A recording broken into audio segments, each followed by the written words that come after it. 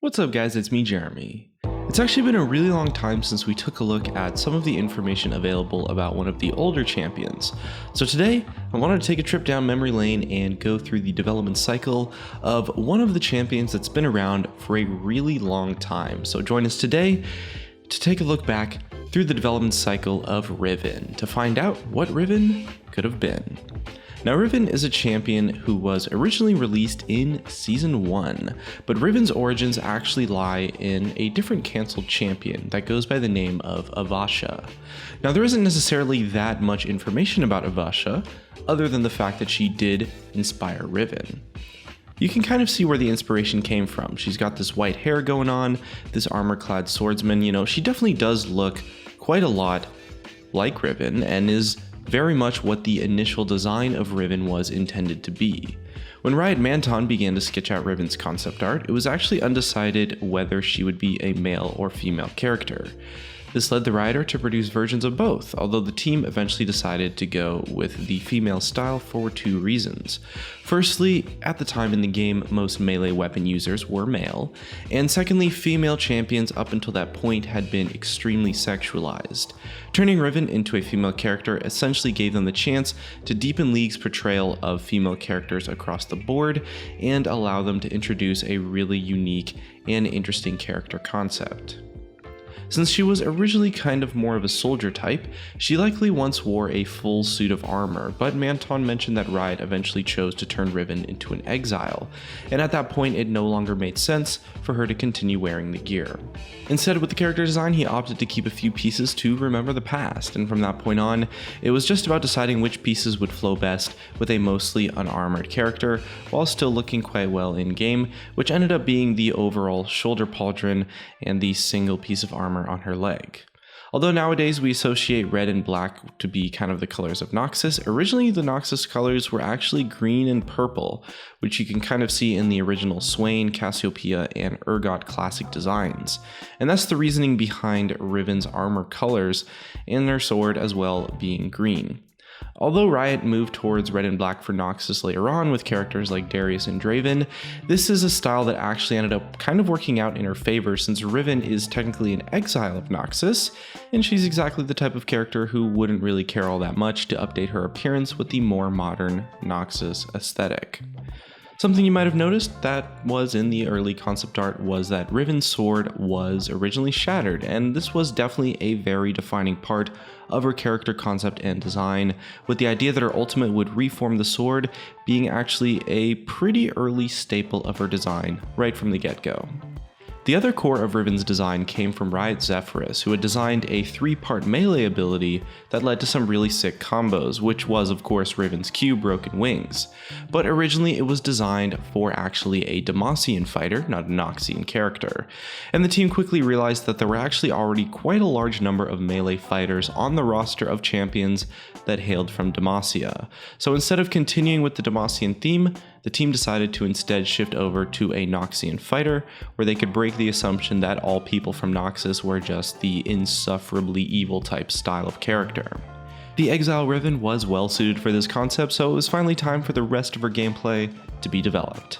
The 3-part Q served as quite a nice inspiration for the rest of her gameplay, with the team aiming to design a champion that would kind of play like a character from a fighting game. Think stuff like Street Fighter, Super Smash Bros, stuff like that. The focus here was on sort of fast movement, combos between the abilities, relying on constant and well-timed button presses. And it did line up pretty well with her backstory as well. A Noxian soldier should of course be able to pull off some pretty remarkable swordsmanship.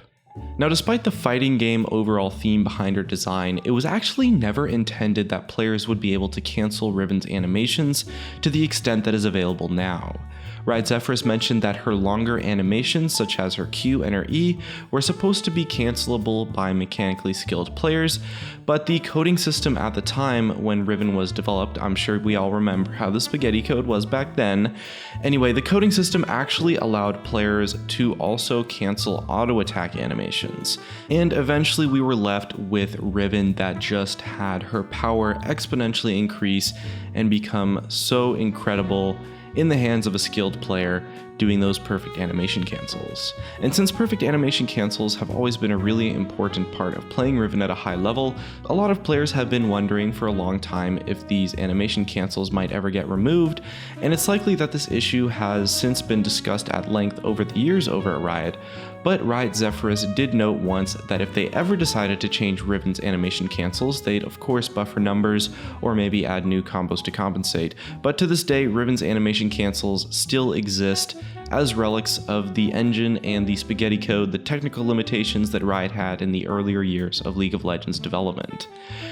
Now, returning to the topic of Riven's broken blade, we are once again faced with one of the earliest parts of her development actually, what to do with the reforged blade once she activated that ultimate. Now, Riot Zephyrus explained 4 of the potential candidates that were eventually scrapped in favor of the current form of her wind slash. The first iteration of her ultimate that was eventually scrapped was actually a Rage Bar, think something kind of similar to maybe like what Tryndamere has, which interestingly was actually tested again in a different form a couple years back on the PBE as a new passive, but was never actually shipped to the live game. The idea was that Riven could fill her Rage Bar by attacking, so playing aggressively would allow her to remain empowered for longer. And it ended up getting cancelled because Riven was already a hyper-aggressive champion. It was simply just too much, it was just overkill for that type of playstyle really. The experimental passive tested recently was a little bit more comparable too. The resource was called Edge, and it would charge her blade, and whenever she damaged an enemy champion with the bonus damage from her runic blade passive, it charged up just like Rage, and the damage would increase as she gained more of the Edge resource, although that ability, like I mentioned earlier, was actually never shipped to the live server. It was just on the PB for a little bit and then cancelled. The next ultimate concept that was tested for Riven was actually kind of just a little bit of pure insanity on Riot's part. As those of you who have played fighting games will know, the beginner strategy in fighting games is kind of just the same for every character. Just button mash, smash those buttons as hard as you can, and this ultimate ability was essentially just that. It would cause her abilities to reset her auto attacks, and her auto attacks to reset her abilities. Essentially, that means she'd be able to continue weaving damage into a fight without ever having to worry about cooldowns. And Riot Zephyrus commented that this version of the ability was pretty terrible. Although in this context, that probably means it was just really overpowered, a total mess to play with, and a terrible idea to begin with. Now, another iteration of her ultimate featured kind of like this sonic boom effect that would knock back everyone around her, maybe a little bit similar to something like Xin Zhao's ultimate. Unfortunately though, Riven is a melee fighter and doesn't particularly enjoy having to waste her abilities, her Q presses, to catch up with people that she knocks away, so it definitely didn't really work, and it was scrapped due to a lack of synergy with the rest of her kit. And the final ultimate that was actually tested for Riven that we wanted to take a look at today is potentially even crazier than her button mash version ability, and this ultimate was an ability that would shoot out beams of light, affectionately referred to as lasers at the time. They would shoot out from her blade every time she used an ability, and this ability of course was once again just way too powerful, but it did give Riot the idea to condense it into one move, giving birth to Wind Slash as we know it today. And so, with all said and done, Riven went through quite an interesting cycle of development. When it comes to the older champions, you know, there is definitely a reason why we don't take a look at as many older champions in these types of videos, and it's generally just because there isn't necessarily as much information available.